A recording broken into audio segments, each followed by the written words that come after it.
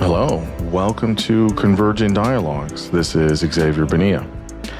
It is a big honor to have Jonathan Rauch back on the podcast again. For those of you that haven't listened to the episode or don't recall, Jonathan is a senior fellow of governance studies at Brookings Institute. He's a journalist and author of many books. He's a contributing writer at The Atlantic and recipient of the 2005 National Magazine Award. And he is back with a new book entitled Cross Purposes, Christianity's Broken Bargain with Democracy. And that's what we talk about. I have to say, Jonathan was very kind with his support for the podcast, for me. He was almost making me blush with all of his kind words. And so I really do appreciate him supporting the podcast, listening, and really giving his time and energy both times that he's been on the podcast. I think both conversations that we had were really excellent, more so for him than for me. He's a very great writer, really good communicator, and it's always a joy to think out loud in some ways in conversation with him. So with the new book, we talk about Christianity without dogma. We talk about why secular America should care about Christianity and what it's up to, and if a secular religion is even possible. We talk about why people are less religious now. We talk about evangelical Christians and how they've aligned with the MAGA movement. We talk about liberalism and post-liberalism. We talk about Mormonism, future of Christianity and democracy, and many other topics. Always fun talking with Jonathan. He makes me think. We have nice conversations that are stimulating, and I always walk away with more questions in a good way. After I've read his books and I've had conversations with him, he's a great thinker, great writer, and just a real treat every time he's on. And I suspect he will be on in the future again. So I highly encourage to pick up all of his books, as they're quite important. Per usual, you can find this conversation and all other conversations at convergingdialogues.substack.com. I'm also on YouTube, so get over there, subscribe, like, follow, share with your friends, support John's work, and now I bring you Jonathan Rauch. I am here with the wonderful and brilliant Jonathan Rauch. Jonathan, it is so nice to have you on the podcast once again.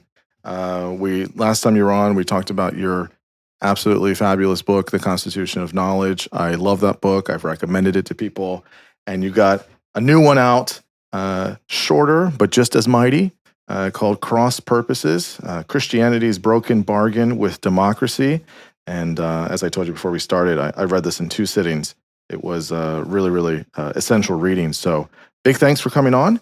And just tell listeners just a little reminder of kind of the short 90-second version of who you are and what you do, and we'll get into the book. My main claim to fame is that I am an alumnus of Converging Dialogues and a regular audience member, a devoted listener. No, it's really true. I have learned so much from your podcast. I got hooked after you had me on for my last book, because your diversity of guests and topics is second to none. You're interested in everything. You ask questions that are curiosity and not gotcha. So I'm here as a fan. It's very kind of you. I am a senior fellow at Brookings, which is a think tank in Washington. I'm a journalist by trade. I've written a lot of books. A whole lot of what I'm trying to do these days is figure out why people in liberal democracy seem to be so unhappy, and that's why I wrote this book. Yeah, well, I mean, lots of issues, especially post, election we just had here in the States. And I think, there's a lot of space to try and rediscover and even restart some of the ways in which we can capture, good liberal ideas in the true sense of the word, and how we can have, good dialogue and interaction with people, and, kind of with good faith of sorts. So you talk about a little bit in the book. Maybe just give us briefly, as much as you want to share or not, but your own journey, I guess, with religion and faith and atheism. I think it's true that we were both raised religious, maybe a little bit differently, but and we're both atheists now. So and we both have some respect for religion. You might have a little bit more than I do, but I have big respect for religion. But tell us just kind of a brief kind of encapsulation of your personal experience with religion. Well, this book grows directly out of that. So it's not something I'm shy about. I have been on a journey in understanding better the role of religion, especially Christianity, in American life and in my life, even though I'm not a believer. I was born in 1960, and by the time I was 5 or so, I understood that I thought I didn't believe in God.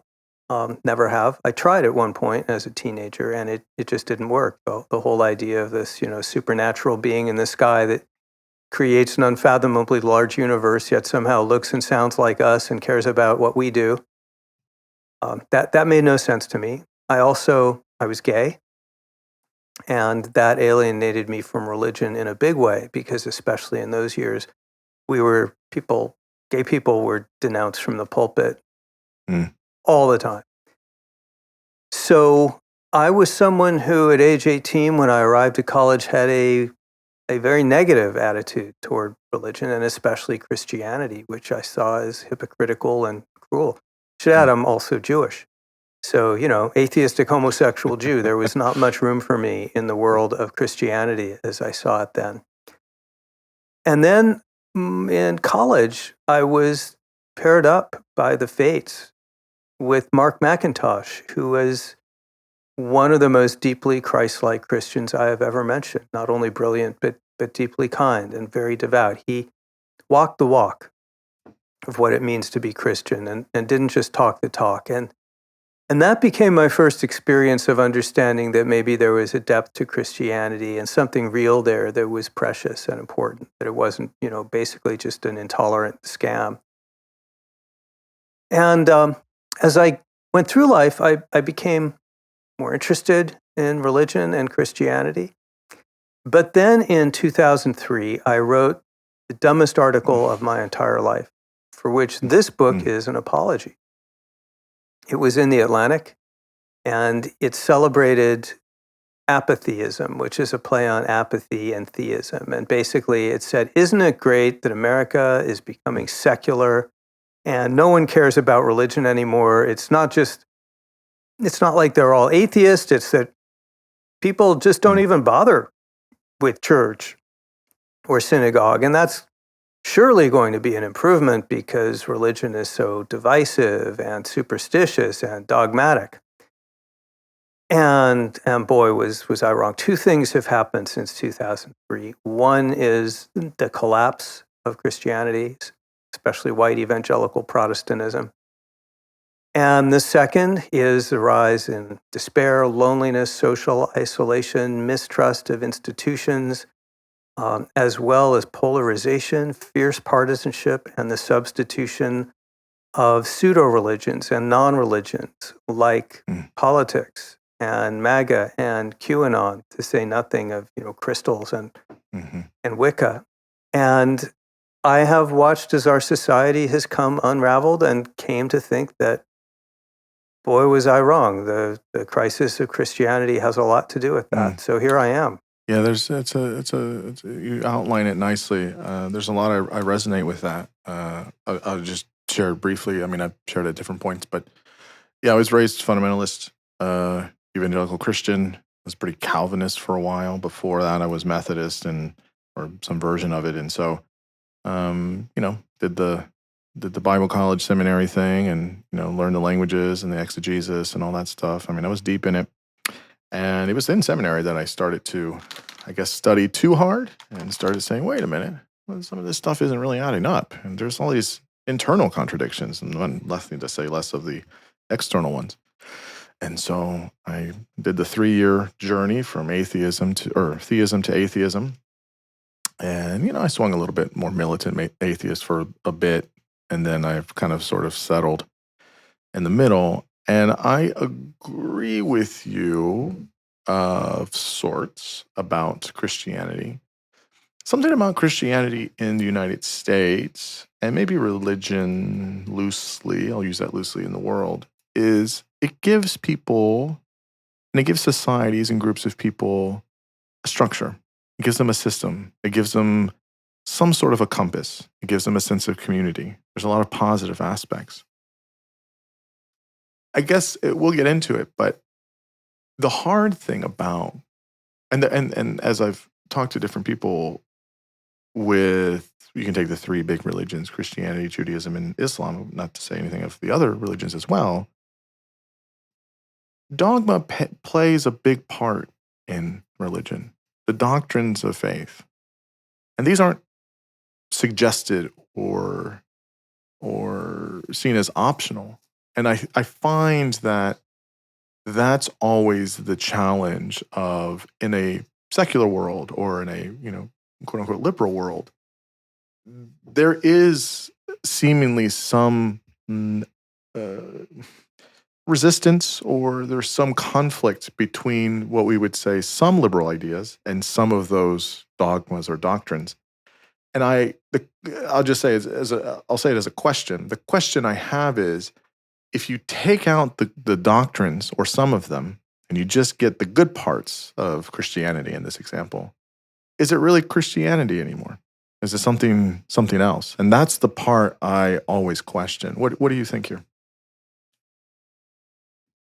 Well, since you're talking to a homosexual American born in 1960, I do not need any instruction in some of the really bad things, really harmful things, hateful things that the religions of the world have taught and done. When I look at the teachings of Jesus and Christianity in particular, though, I see teachings which, first of all, are great and wise in their own right, but second, map very well onto the central tenets of small L liberalism. That's, our modern system for running a civil society like America. It's the kind of system the founders envisioned. So when I think of those pillars of Christianity, I think of three things. This is not something I said. This is something I take from leading Christian scholars and pastors and priests, none of whom disagree with it. That if you had to boil down Christianity standing on one foot, you'd say three things. The first, do not be afraid. The second, be like Jesus, imitate Jesus. The third, forgive each other. Those things are all radical ethical ideas in their own ways, but they all map onto the way the founders wanted us and needed us to behave in the liberal democracy. Be not afraid maps onto, don't approach the next election as the end of the world. It's not the end of the world. Be ready to rotate in power. Don't approach civic life in a feeling of paranoia and fear and mistrust, or the whole system will break down. Second, be like Jesus. Well, the aspects of that translate very directly. Jesus' ministry is about the rights of the weak, the rights of minorities. That's a core aspect of liberalism. And it's about the equal dignity and inherent worth of every individual, whether great or small. Never use individuals as means to an end, treat them as ends in themselves. That's Immanuel Kant, the greatest liberal ethicist. And then the third is forgive each other. That translates into the liberal doctrine of forbearance, which is we got to live with each other. Even if we don't always approve of each other or agree with each other, we can't go into politics or civic life with the idea that, you know what, Xavier Bonilla is a danger to the country, he's a danger to me, we're going to wipe him off and everyone like him off the map. You can't approach that politics that way. You've got to understand we'll have to share the country. The left is not going away and the right is not going away.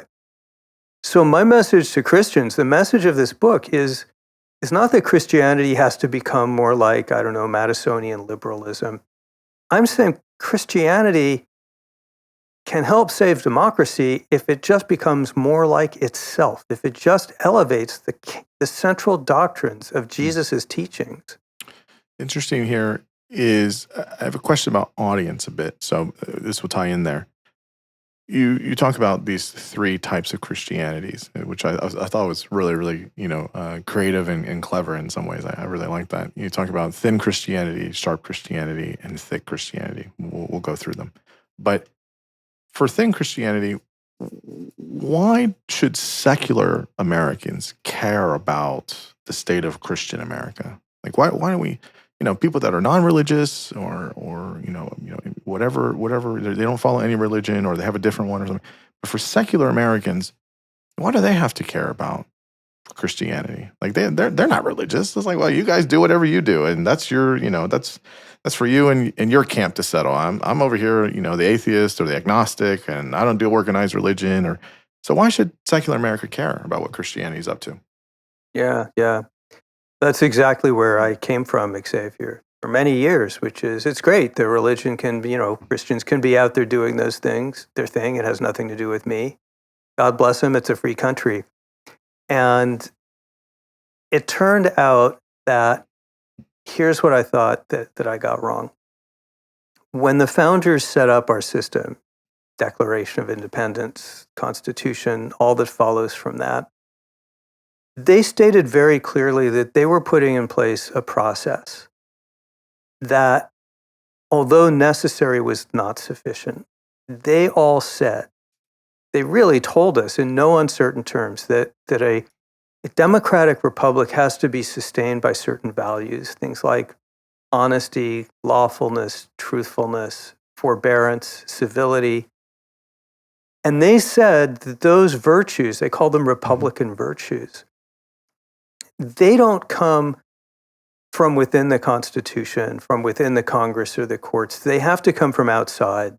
They have to be the substrates on which society rests. And so where do they come from? In today's parlance, civil society, meaning the institutions that inculcate the virtues and promulgate virtues.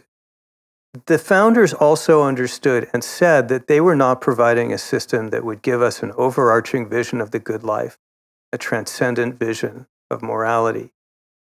That they were just creating the space in which Americans would have the freedom to work that out for themselves. In both of those ways, what they were saying, and did say explicitly, is that our democracy is not self-sustaining. It needs a foundation in those civic institutions, and leading among those in their day and still in ours, because it's the prevalent religion, is Christianity. That's not to say it is not true, as you hear certain evangelicals claim, that they were all evangelical Christians. They weren't. Jefferson was a deist. Washington was an Anglican and Episcopal. We don't even know what Madison was because he never told us.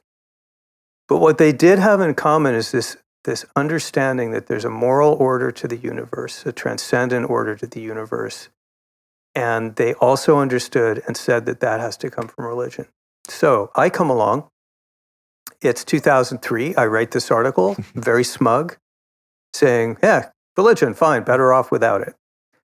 The next things that happen is increases in loneliness, in isolation, in mistrust, in polarization, the rise of all these pseudo-religions, Soul Cycle, Wicca, crystals, you name it.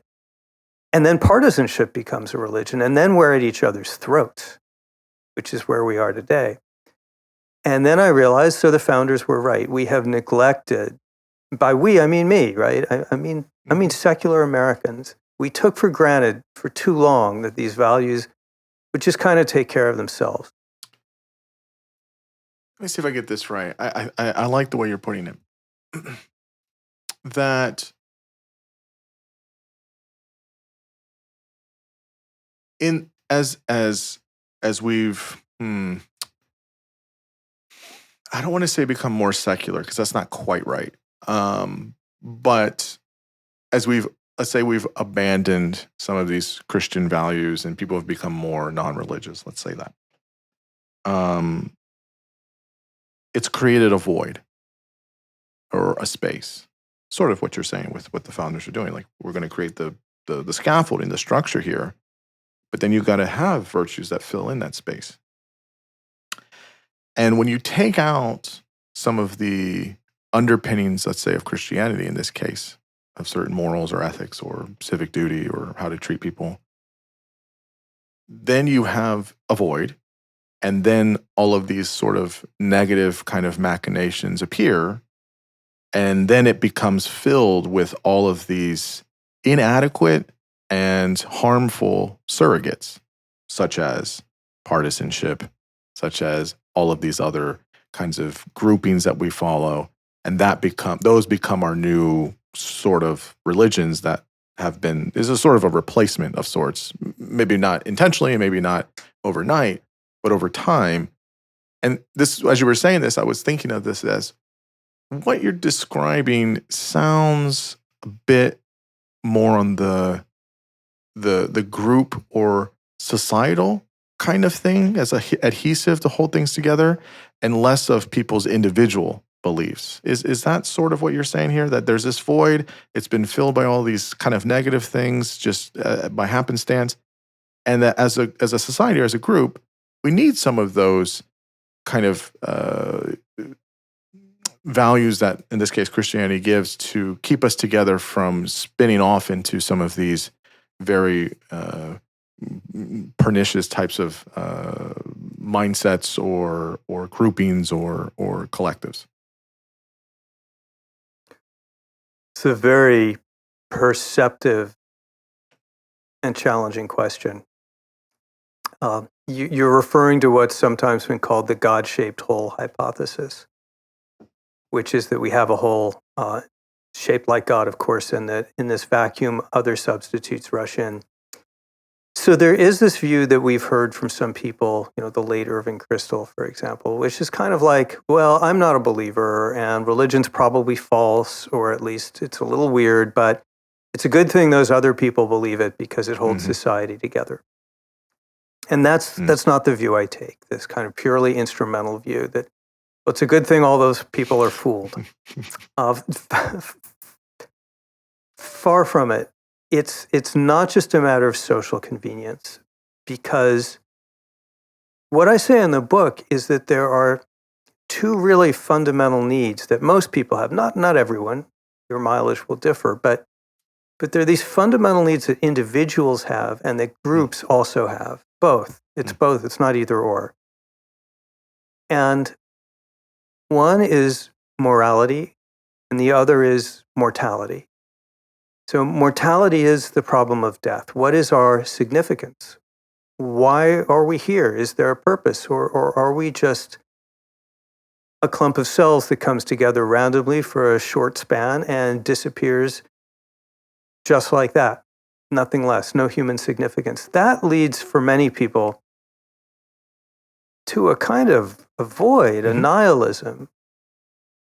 And only religion, the great religious faiths, can provide deeply rooted answers to that big question of why we're here and what is the significance of life? What is our purpose?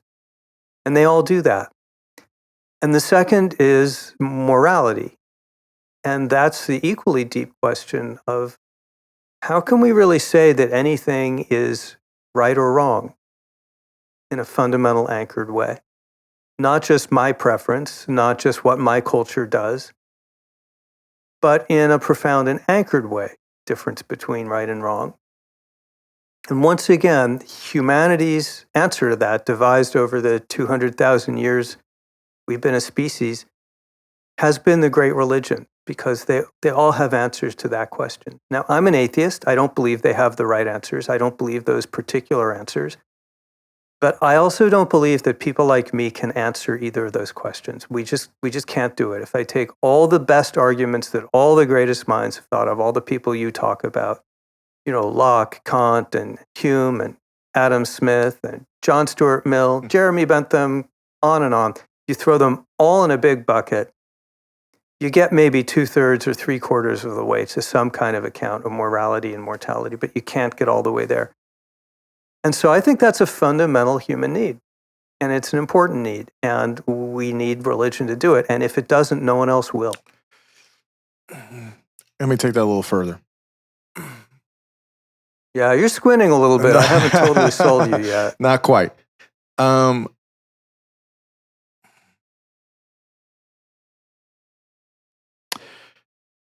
think in some of the research I've read, and I mean, again, I haven't done a robust lit review on this, but the research I've read is that the proximate thing that religion holds for groups of people around the world is this sense of community, that it gives people a sense of community. So that when you touch on that, I think it's a fundamental human quality or element.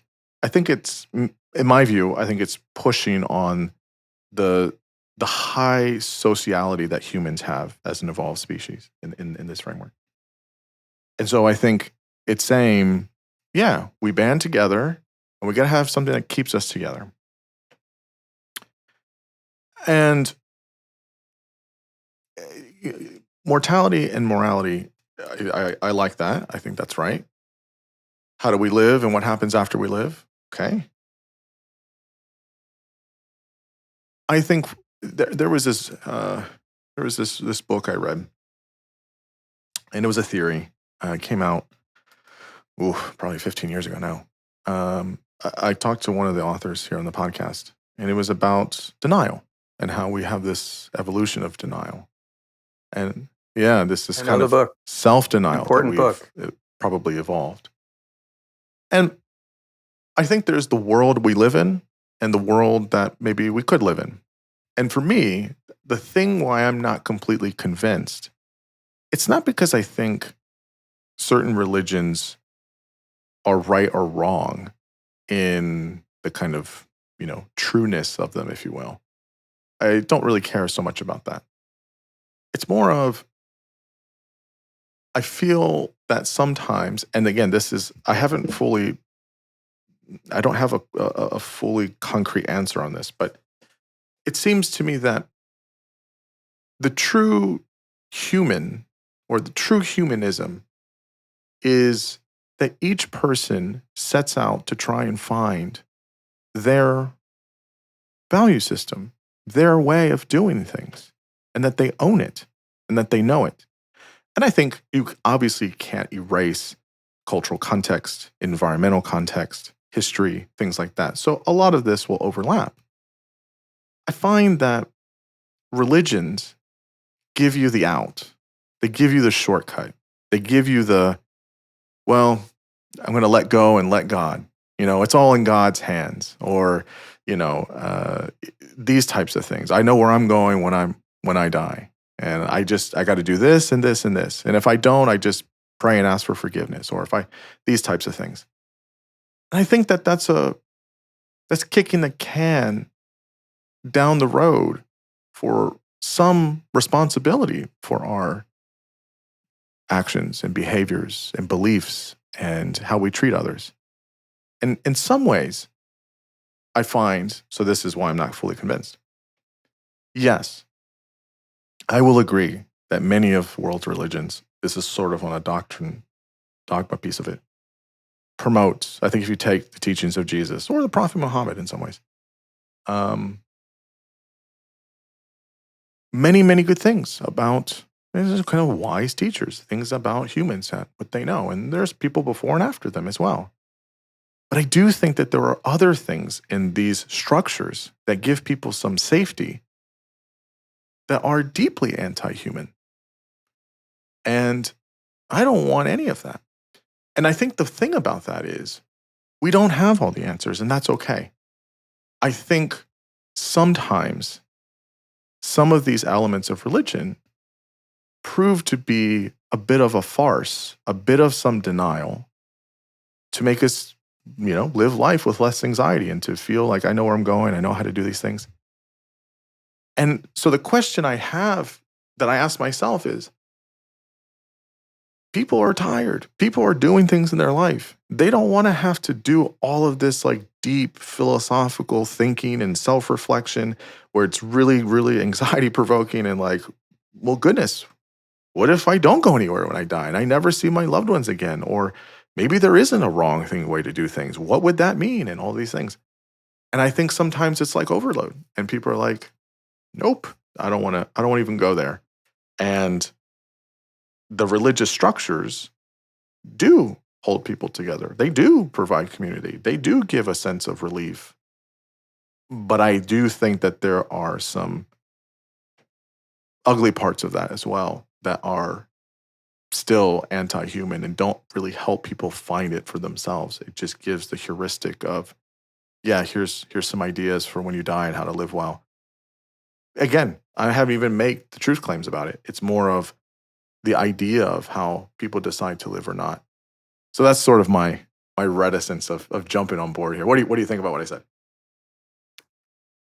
Oh, there's a lot to unpack there. It's a really rich remark. So to repeat, to emphasize, speaking as a 64-year-old atheistic homosexual Jew, no one needs to tell me about the dark side of the Abrahamic religions, the dogmatism, the cruelty, the hypocrisy. The Bible says it, I believe it, that's enough for me.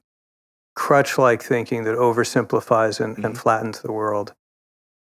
I'm very much among the people who've been victimized by that for the first 25 years of my life. I was afraid to even acknowledge to myself that I was gay because of all of the headaches and discrimination and hatred that would go with that. So unquestionably, there is dogmatism and darkness within these traditions. In the book, the way I handle that is I already talked about morality and mortality, which are the questions that only religion can answer. But there's a flip side of that coin, which is religion is also incomplete. And by itself, it spins out of control and goes into these dark realms. So there are two other kinds of questions that only liberalism and science can really cope with. And one I shorthand as murder, and the other I shorthand as miracles. Murder is the problem of evil. Why did God create a world in which I think we all know people who've been murdered? A transformative turning point in my life was when I was college age, and a friend who was only a couple of years older was out for a run and was raped and murdered and left for dead. They never caught the guy. Why would a good God allow that to happen? Take this completely innocent life. None of the religious traditions can answer that question. So to really grapple with the dark side and not just wave it away, you've got to have some secular thinking. And then you've got to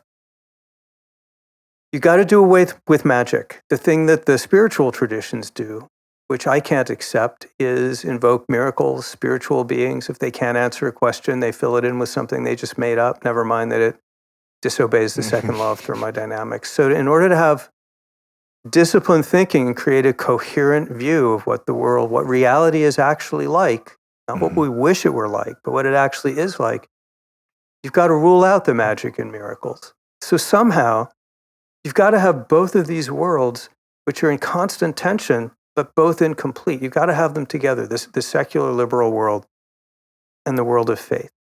And so you're absolutely right. By themselves, they can become dark and toxic and certainly inadequate. And then the last thing I'll say in response to the last thing you said is you were certainly right that humans look for these shortcuts. Scientists call them heuristics. It's very hard to make sense of the world from scratch. So we use a few simple rules and they're just often wrong. And you're a psychologist, so you know this better than anybody. But here's the thing. You can say religion allows us to fall back on those dogmas. And I would very much agree with that pre-2003. What I forgot is that you can get rid of religion and people will find other dogmas to fall back on. And those are likely to be even more toxic. for example, there are a lot of people who think that wokeness is a kind of religion, a kind of substitute for Christianity. It has, in some ways, an almost Christian structure, redemption and apocalypse and so on. A lot of people would say that's pretty unhealthy. The MAGA movement has aspects which are pseudo-religions. Certainly the QAnon movement does.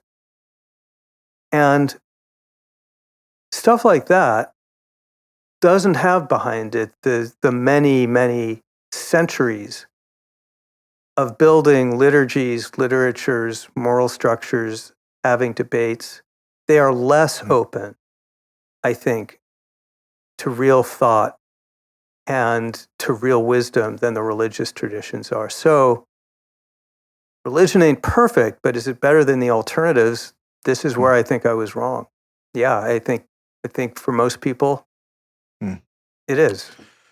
Yeah, I would agree with you on that. I would agree with you on that. I would say, I think my idealistic view of it would be, we create a type of, secular religion of sorts where, I don't like using the religious word, but I'll use it here. But, where is a different system that is predicated on different things. And again, that's the fantasy. That's the ideal world. That's not the world we live in. So, but in theory, that would be nice to have that where you don't have these, awful side quests that humans put together with all these crazy movements. But we can also not have to, I would say, settle for some of the things religions offers because they got some of these ugly parts as well. But this, well, that's why you need both. But Xavier, my book is haunted by a figure that you've talked about often on your show, who's Friedrich I'm a Nietzsche. fan. I know you're not, but I'm a fan.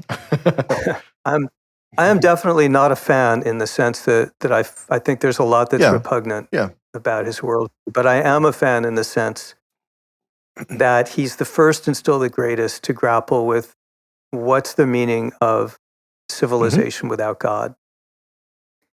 And, he's got the reputation as being anti-Christian, and he was, but he also understands that religion and Christianity has played a fundamental role in creating an anchor for European society. And he foresees that as Christianity dies, secular society will drift and it'll become a place of anomie and trivial pursuits.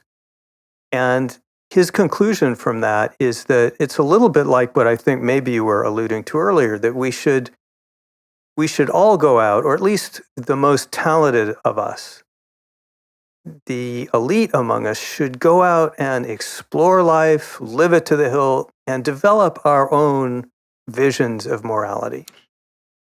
We'd become the sort of overman and have this self-made morality.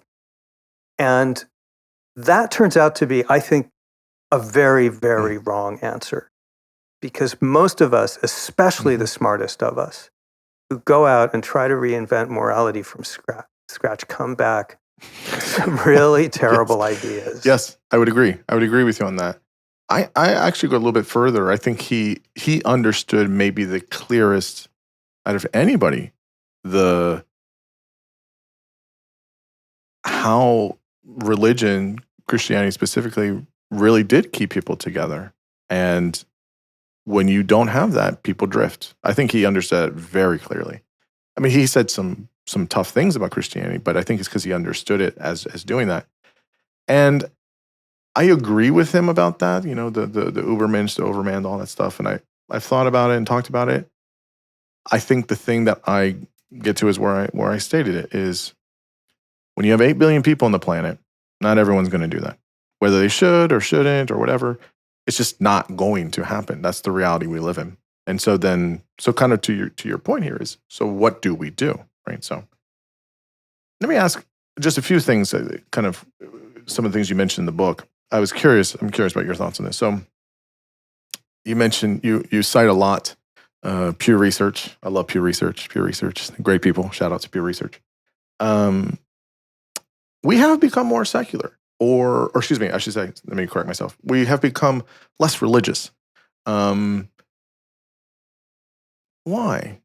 Is that is that a technological thing? We just have more access to information, because, in 2003, we didn't really have the internet and computers were still trying to find their way. But, now, yeah, people are like, I'm not going to church. I'm not giving money. I'm not, I'm not doing all that. There's other alternatives. Why do you think people have become, still to this day, increasingly less religious in society? Well, that's a big question to which there's no one settled answer. It's one of the great riddles of our time. I'll give you a fact that I just looked up this morning, which is in America, church membership was about 70%, give or take, 65 to 70% of Americans. From 1940, which is as far back as the Gallup poll goes, this is all Gallup data, until 2000. And something happens in 2000, and American church membership goes from 70% to under half. Almost a 25 percentage point drop in 20 years. And that is a radical change. That is rapid secularization. And where are those people going? They're going from, so in 2007, 78% of the public, this is Pew now, identified as Christian, and 16% said they had no religion. Only 14 years later, 2021, this is, the blink of an eye, right? 63% identify as Christian. That's a 15-point drop in 14 years. And the percentage saying they have no religion has gone from 16% to 29%. 13 percentage point increase. And these are startling figures. These are people streaming away from Christianity and into kind of nothing.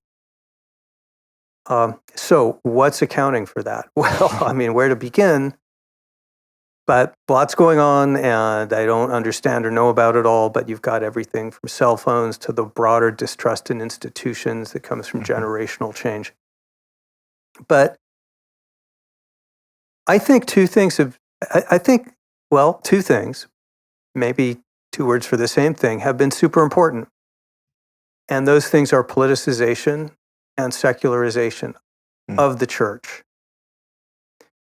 So that unfolds in two waves. First, starting in mid-century, in the 60s and 70s, you begin to see the decline of mainline Christian churches.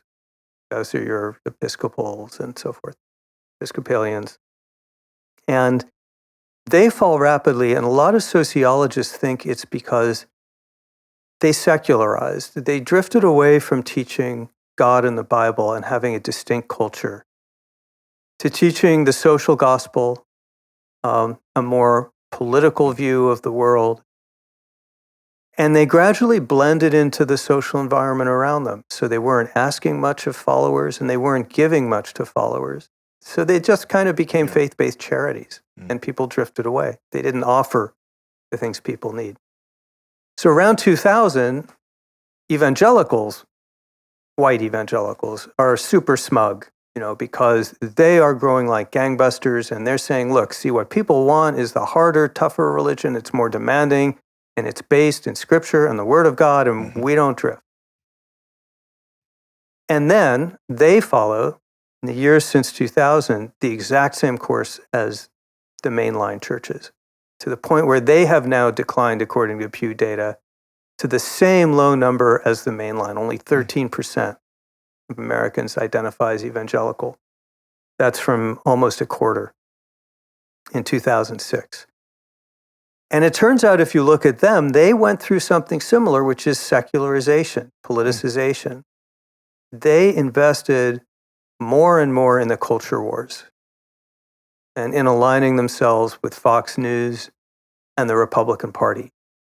This was not led primarily by pastors. This was led from the bottom up. This is people in the pews, but they were coming in and they were watching cable news, and they're saying, we're endangered. Christianity is endangered. We're losing our country.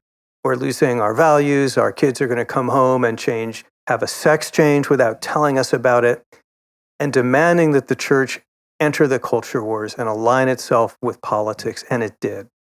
So increasingly, evangelical, white evangelical, has come to mean Republican partisan. And once again, once the church stops being distinctive, once it gets away from teaching the higher things, the things that it needs to do, and starts looking like all the other parts of politicized society, people start to say, who needs it? If I'm going to do politics, I'll go somewhere else. So that is a story. And I think it's an important part of this story. You talk about this in the chapter on, I think, sharp Christianity. And I was curious what your thoughts were on that. So you started there a bit. Yeah, it's been curious to see many evangelical Christians, white and other racial groups as well, really align with Trump and the MAGA movement. And there are many things about that movement that are, antithetical to Christian values. Whether it's personified in Trump himself or many of the other quasi-surrogates that try to emulate that, and so on and so forth. And I remember 2016 being a little surprised by that.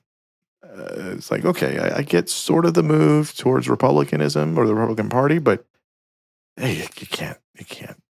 This guy said a lot of horrible things about every group, essentially.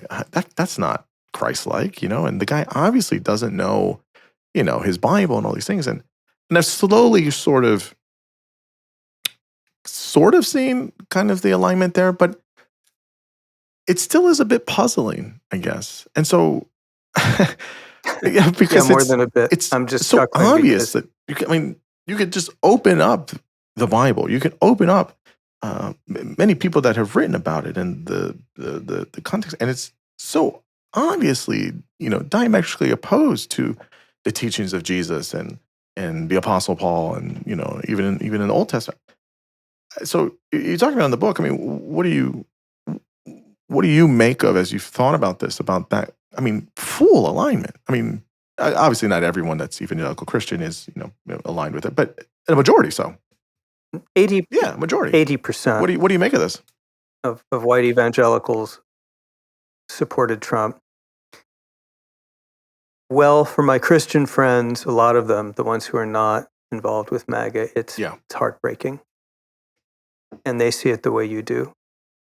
These are folks you've had on the show, probably Russell Moore, David French, Pete Wehner, many others, who are wrestling with this problem of a whole branch of Christianity that seems to do a pretty good job in people's personal lives of, for example, having charity.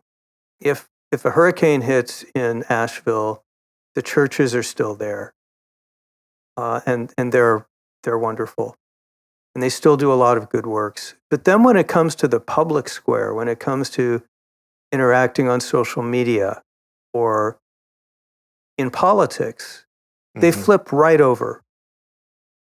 And they are the caricature of the opposite of forbearance, of not being fearful, of being kind and civil to others, of putting others first.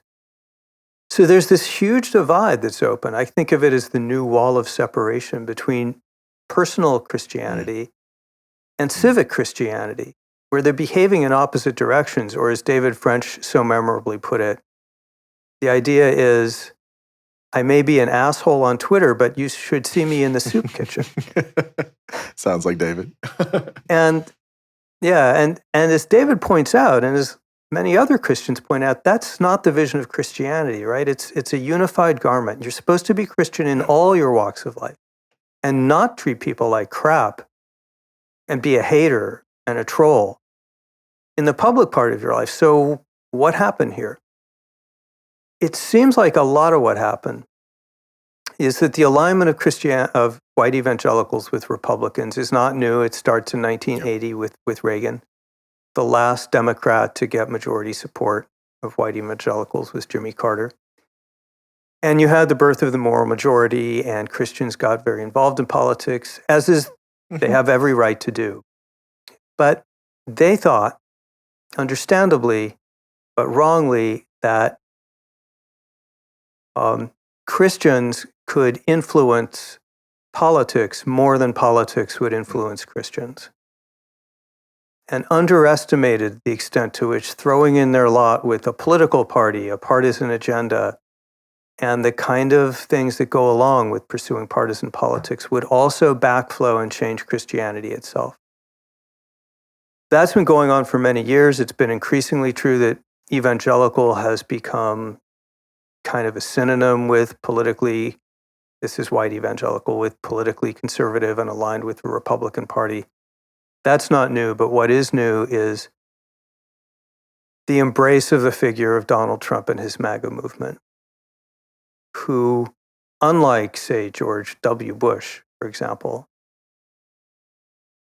lives and behaves in a way that, as you say, Xavier, so eloquently, is so at odds with the teachings of Christianity. And that, to me, to a lot of other people, that takes it to a new level. Yeah, I mean, it's, of course, I think we're all wondering and asking, what does a world look like post-Trump, post-MAGA? And nobody has that answer. I don't have that answer. I don't know what that looks like. I've talked to many folks that, think about this, and I don't think anyone really knows. But it will be interesting to see what evangelical Christians do, and where things go next and how that works.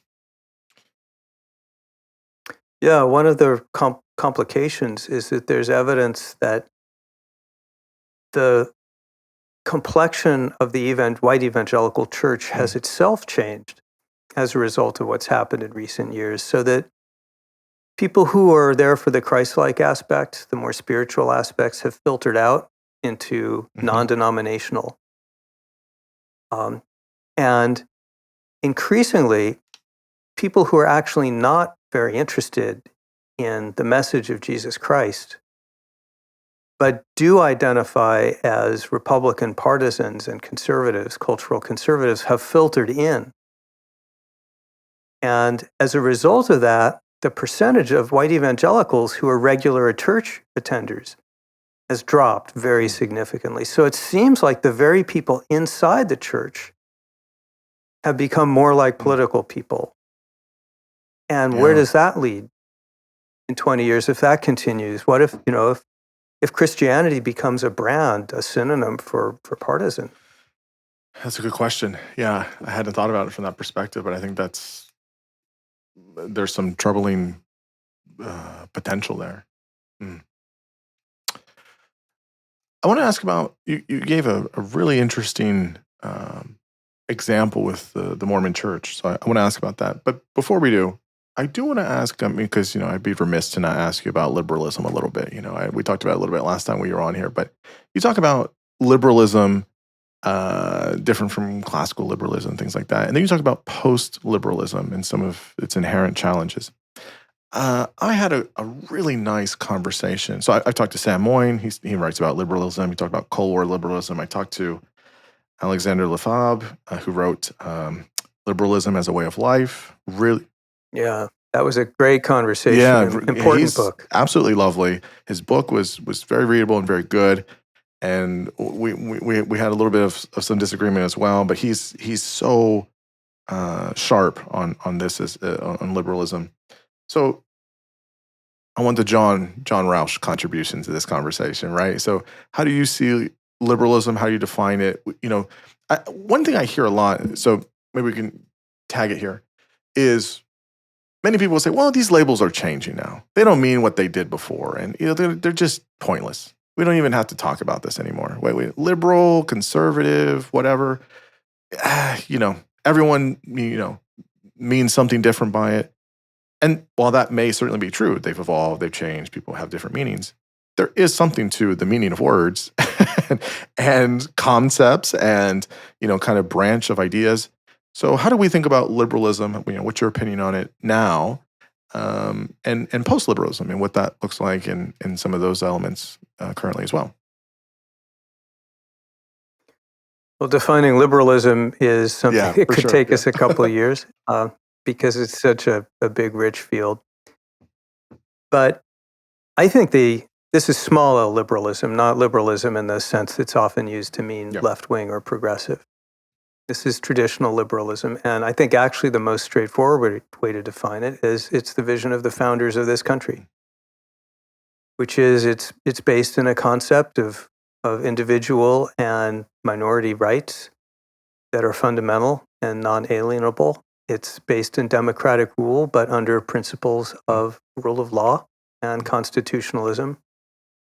It deals in processes that are impersonal. So it's rule-based and not ruler-based. So no matter who you are in a liberal regime, you're going to have the same number of votes and you're going to pay the same amount for whatever it is you're buying. And if you're doing science, you're going to have to run the experiment and same as anybody else. So it gets rid of the kinds of authoritarianism that governed the human race for the first 200,000 years. So that's what I mean by liberalism, all of that. So let's say that there are two schools that you mentioned, and I think they're both wrong, though one is much more wrong than the other. The one that's super wrong is the post-liberals. And they blame liberalism for everything that they think is wrong with society. They think it's an aggressive, imperialistic doctrine that it's unstoppable culturally, and it dissolves faith, family, tradition, freedom, religion, patriotism, and all the other foundations of society. And I think that's wrong for all kinds of reasons. Liberalism is the only regime that has proven itself to be broadly consistent really at all with peace, prosperity, freedom, and knowledge. And I challenge any of the post-liberals to tell me what exactly their system is that's going to improve on it. What is it, monarchy, dictatorship? Yeah. Tell us, please, because they won't. They've done the really nifty trick of blaming liberalism for, I think, the failings of faith. Because the founders said, look, it's not our job to provide a transcendent moral vision of life. Our job is to provide the space for religions to do that. And when Christians tell me that people are abandoning the church and secularizing, I say, well, maybe you should look in the mirror. Maybe this has something to do with some shortcomings of what you're teaching in the church. So I have very little time for post-liberalism. So then you go to Alexander Lefebvre, who is infinitely more thoughtful and has a super interesting message. And his message, which I won't summarize all that well, but liberalism is not this neutral space in which it's just a bunch of processes and anything goes. Liberalism is in itself a whole set of values, like fairness and reciprocity and truthfulness and abiding by the rule of law. He derives this from John Rawls. And he says, not only are these values in and of themselves, they are awesome values. And they are the values that underpin our society today and that help make us good. And we should celebrate that instead of apologizing for it. And we should work actively. We should perform actual exercises like the Stoics did to improve those liberal virtues in ourselves. I think that's great, and I broadly agree with it, except I think I get off where you got off in your conversation with him, which is I think he goes too far in estimating the extent to which those good liberal values are sufficient. I think they are necessary. You can't do without them. The founders told us that again and again. But for most people, they don't seem to be enough because it goes back to what we were saying earlier. I don't think those can answer those fundamental transcendent questions about why we exist and what is right and what is wrong. I think Professor Lefebvre might agree with that, or he might not. I'm not sure. But that's why I think that liberalism is not self-sufficient and it must reach an entente with faith. So that's the Rauch view. a lot closer to Lefebvre. I do like the daylight between you two, though. It's just good. Yeah, I mean, he's wonderful and it was great. But you're right. I do have some disagreement. There's some overlap there. I mean, there's something we haven't talked about, which, I mean, we don't really have to get into all of it, but this idea that people have that all of Western values are predicated on Christianity, and if you didn't have Christianity, you wouldn't have Western values.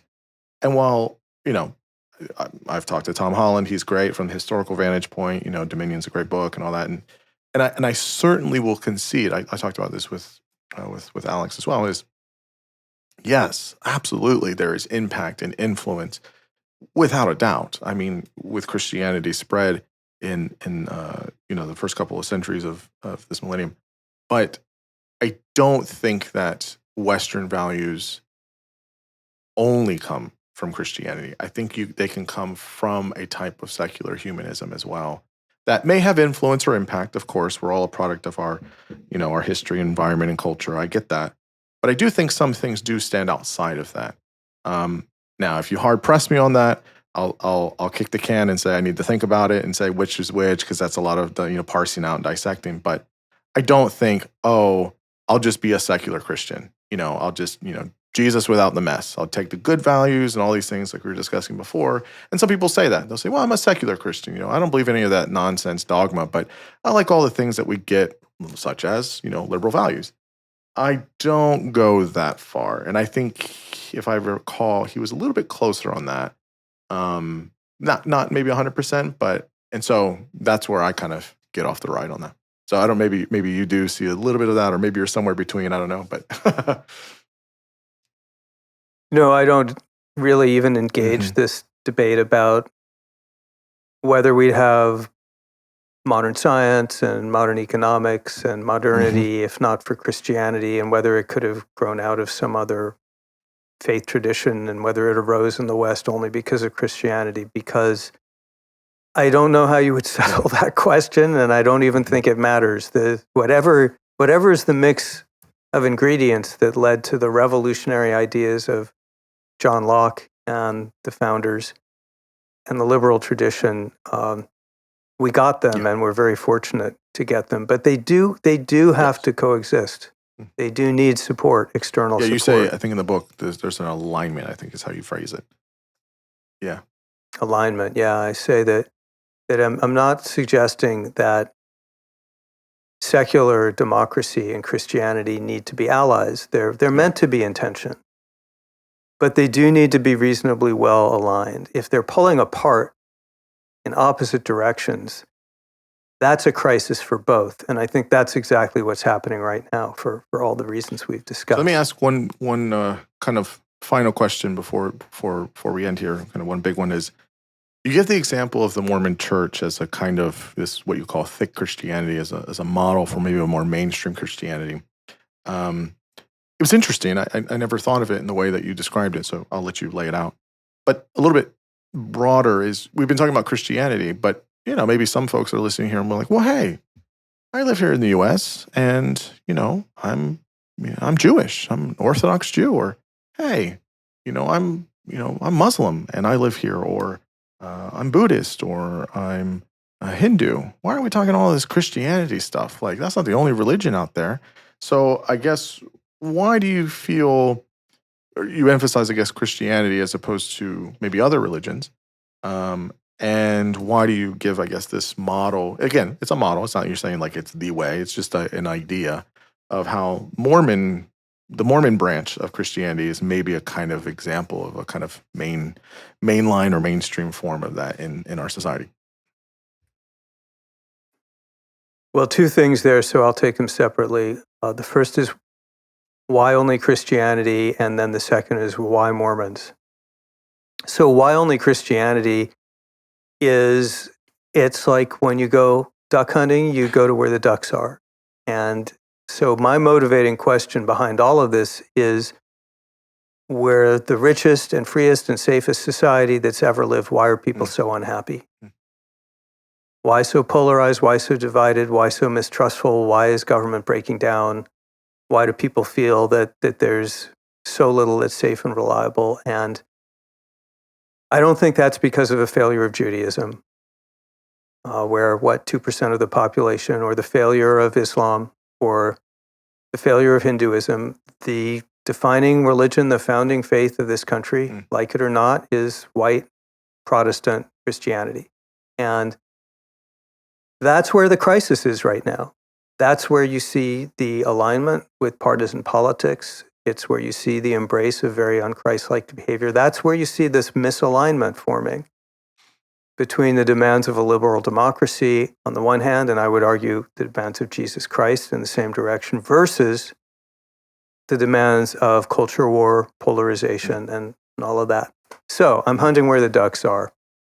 And someone else can write about these other traditions. Yeah. As great as they are, they're not the source of the problem. So the source of the solution, I hope one of the contributions of this book, Xavier, is it takes religion seriously. You mentioned earlier, so a lot of what religion does is just participatory, right? You're there in a community with other people, you participate, you sign up, they ask how you are, they come around if they haven't seen you to make sure you're okay. And that's all great, but taking faith seriously means taking theology seriously. It is rooted in principles and ideas about God. And in Christianity, that means Scripture. And I came to think, I'm not alone in this, I took this from others, but I came to think that the big gap, the reason, or a fundamental reason, that white evangelicals are drifting so far from what seems like Christ-like behavior in the public square is a failure of Christianity to develop a civic theology. I alluded to this earlier. And evangelicals have a term, it's called discipleship or spiritual formation. And that's the process of making ourselves in the image of Christ, doing what Christ would do and bringing that to our whole lives. So as I said, they're good at that in the local realm, people they know, friends, family, community. But there is no civic theology for how should you approach Twitter? How should you approach voting? How should you approach politics? And I don't mean just on the issues. How would you vote on abortion? I mean, what is your whole attitude? What's your behavior in politics? How do you engage with it? What do you do when you feel really scared that the other side will win? What does the Bible and Jesus tell you about that big gaping void? Inspiration for this book came from the teachings of a man named Alan Oakes. He is the first counselor in the first presidency of the Church of Jesus Christ of Latter-day Saints. In English, that means he's number 2 in the church and will soon be number 1, probably. He is a distinguished constitutional scholar, a lawyer, former justice of the Utah Supreme Court, president of Brigham Young, distinguished thinker. And he has been giving speeches in which he outlines Christian duty to the Constitution and a republic. And he says those include patience, negotiation, and mutual accommodation. He says that's the way Christians should approach civic life. And he grounds this not in strategy, you get better results, and not even as it's a better model for your neighbor. He grounds it in a deep theology about why that's what God wants Christians to do. And they are inculcating that in their church, and not only teaching it, but practicing it by actually being at the forefront of measures, first in Utah, and then in 2022 in the United States Congress, that actually helped create grand compromises around homosexuality and Christianity to great effect. Now, they're not alone. They're working with lots of other people, including some gay groups, and the Seventh-day Adventists have been involved in this, and the Orthodox Union. But the Mormons are super interesting because they have taken on and succeeded, I think, in the challenge of developing a civic theology that brings Jesus Christ and James Madison into alignment, not for the sake of democracy or James Madison, but for the sake of Christianity and Jesus Christ. So I'm not saying, it's what you said a minute ago, I'm not saying that Protestants, white Protestants, or anyone else can do the exact same thing in the exact same way.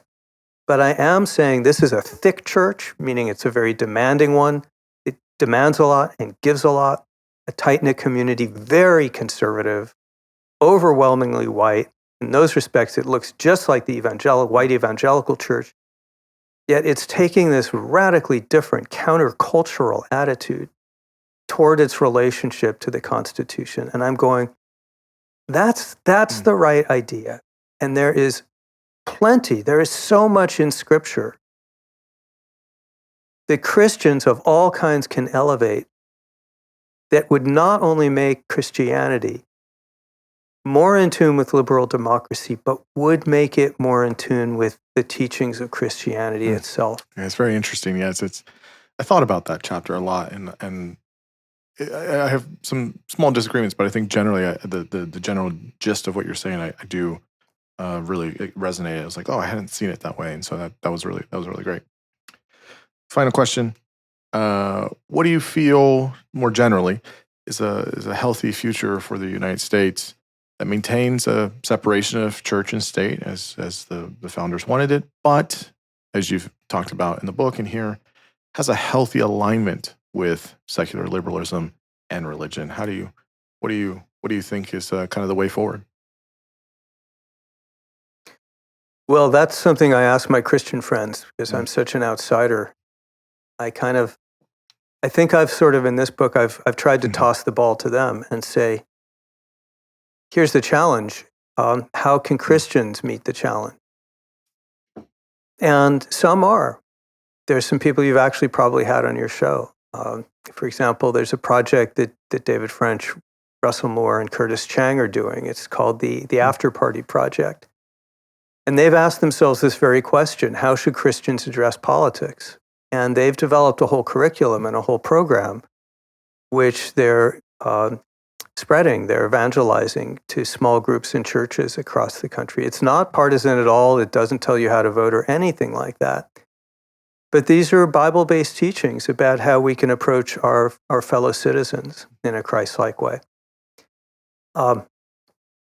And you see other ministries, movements like the One America movement is one of them, that are arising to begin to try to fill this gap of ministering to people's civic side as well as their personal side. But if the answer is going to come, it's going to have to come from within Christianity itself. I can't do it. I can say, and do say in the book, it's certainly not all Christianity's fault, quote unquote. We secular liberals, certainly including me, for way too long, we either took Christianity for granted or just deemed it to be strange and unimportant. I don't think we ever actually tried to exclude it from the public square, except a minority of pretty hardcore secularists. But we ignored it. We never think about it in the context of diversity. There's diversity programs for everyone except religious people. And I've had people at my workplace who are Christian come to me after they found I was doing this book and saying not that they felt oppressed or discriminated against, but they don't talk about religion at work because it's kind of a little weird. That shouldn't be the case. We in the secular liberal world need to be more welcoming of Christians and other faith traditions. We need to be more curious. We need to be more accommodating. We need to expand our diversity programs to make sure that this huge slice of America feels included, welcomed, and involved. It wouldn't hurt us to go to church with a friend, even if we're atheists, for example. It wouldn't hurt us to speak more respectfully of these traditions. And it certainly wouldn't hurt us to try a little harder to be accommodating when there's the clash between the Christian baker and the gay couple over the cake. It certainly wouldn't hurt the secular side to work harder to accommodate that by creating some exemptions for people who want exemptions. It's not the end of the world. So there's a lot we can do too. But at the end of the day, I think the ball's really in Christians' court to decide what the future of their faith in this country will look like. That's very well said. John, I can talk to you all day. I love our conversations. You have such a sharp mind and such a great way of thinking about many things, including these issues. So you are always welcome here. I greatly enjoyed our conversation, and I greatly hope people get your book, and I look forward to more conversations together. I'm always happy to be on your show, and I'm a grateful member of your audience. As we were saying before we turned on the mics, I can't believe you read all those books, get all those guests, and have all those great conversations, and you give it to me for free. Well, I'll keep trying. So big thanks, John. Big thanks.